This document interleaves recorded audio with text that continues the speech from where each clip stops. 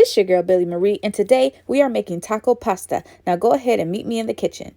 We're going to go ahead and dice up these onions. If you don't like the fact that onions make you cry, you might want to store them in the refrigerator because the colder they are, the less likely they are to make your eyes water. We're going to add those onions into our hamburger meat, our ground beef. I don't know about y'all, but I like to season my meat with some seasoning salt, garlic powder, and onion powder, even though I'm going to add the taco seasoning later. Mix everything together and continue to cook on medium-high heat until your ground beef is done. A part of being a good cook is knowing how to multitask. So while we're waiting on our meat to finish cooking, we're going to start the water for our pasta. And if you know like I know, you better add a whole bunch of salt to that water. Out of all the pasta dishes I've made, I've never used the shells, so I'm trying the shells for this recipe. Our ground beef has become crumbly and browned. I don't know if that's a word, but it's a word today. And that's how we know that it's time for our taco seasoning. Now go drain that grease and meet me back at the stove. Each taco seasoning packet requires 2/3 cups of water, so make sure that you follow the instructions on the pack. Go ahead and add your taco seasoning and stir that in and let that cook for a minute until it is well incorporated. It usually takes about 5 minutes or so run to the fridge and grab the sour cream because we're going to need that next.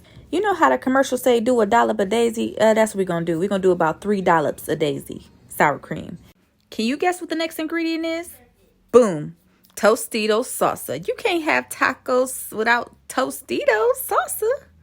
I like to choose the mild kind, but if you like a little kick to yours, you can choose the spicy one. I know we got caught up in the beef, but I hope y'all didn't forget about y'all pasta. After you're done boiling your pasta, make sure you drain it, and then we're going to add it into this mixture with the sour cream, meat, and the salsa. These pasta shells really plumped up bigger than I thought they were going to, so I didn't even use all of the pasta like I thought I was, but you have to just eyeball it yourself and see how much you need, and whatever you don't need, then don't use it.